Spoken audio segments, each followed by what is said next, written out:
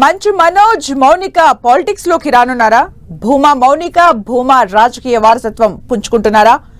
కుటుంబ గొడవల్లో రాజకీయ అండ కోసమే పొలిటికల్ ఎంట్రీ ఇస్తున్నారా? ఒకవేళ ఇదే నిజమైతే ఏ పార్టీ కండువా కప్పుకుంటారు? ఏ నియోజకవర్గం నుంచి పొలిటికల్ ఇన్నింగ్స్ మొదలు పెడతారు?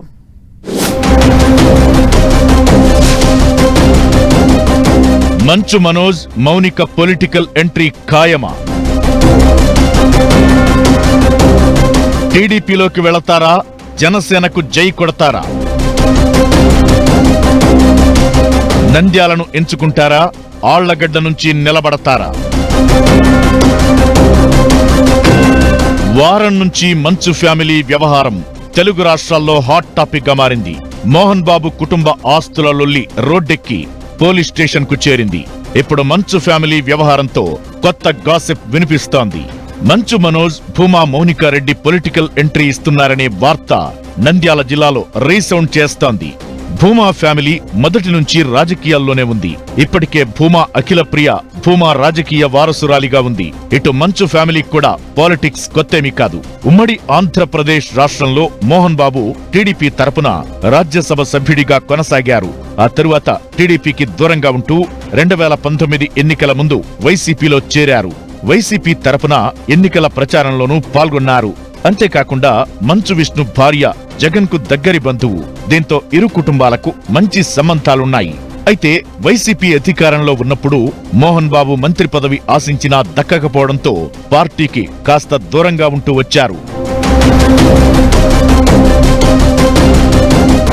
తాజాగా మోహన్ బాబు ఇంట్లో వివాదాల తరువాత మరో పొలిటికల్ గాసిప్ మార్మోగుతోంది. మనోజ్ కు ఎలా అయితే ఆస్తుల గొడవలున్నాయో మౌనికకు తన అక్క అఖిల ప్రియతోనూ ఆస్తి తగాదాలు ఉన్నాయట. ఈ వివాదాలతోనే అక్కకు దూరంగా ఉంటోందట మౌనిక. దీంతో వీటన్నింటి నుంచి బయటపడేలా రాజకీయ అండ కోసం ఓ పొలిటికల్ పార్టీలో చేరాలని వారిద్దరూ భావిస్తున్నట్టు తెలుస్తోంది. ఇదే నిజమైతే ఏ పార్టీ కండువా కప్పుకుంటారు? ఏ నియోజకవర్గం నుంచి పొలిటికల్ ఇన్నింగ్స్ మొదలు పెడతారనే ఆసక్తి చర్చ సాగుతోంది. భూమా మౌనిక తండ్రి భూమా నాగిరెడ్డి గతంలో నంద్యాల నుంచి ఎమ్మెల్యేగా గెలుపొందారు. ఆమె తల్లి శోభా నాగిరెడ్డి ఆళ్లగడ్డ నుంచి ప్రాతినిధ్యం వహించారు. అయితే తల్లి మరణం తరువాత మౌనిక సోదరి అఖిల ప్రియ అక్కడి నుంచి రాజకీయాల్లో ఉన్నారు. నంద్యాలలో నాగిరెడ్డి మరణం తరువాత ఆయన అన్న కొడుకు బ్రహ్మానందరెడ్డిని భూమా ఫ్యామిలీ ఎంపిక చేసింది. కానీ మొన్నటి ఎన్నికల్లో ఆయనకు టీడీపీ టికెట్ ఇవ్వలేదు. అయితే నంద్యాల కూడా తమ చేతుల్లోనే ఉండాలని భూమా ఫ్యామిలీ భావిస్తోంది. ఇందుకోసం మౌనికను రంగంలోకి దింపాలని చూస్తున్నారు. అయితే పవన్ కళ్యాణ్ కి మనోజ్ మొదటి నుంచి క్లోజ్ గా ఉంటూ వస్తున్నాడు.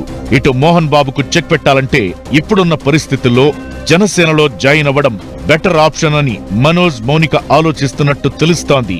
మరి ఇది వట్టి ప్రచారమేనా, లేదంటే నిజంగానే పొలిటికల్ ఎంట్రీ ఉంటుందా అన్నది వేచి చూడాలి.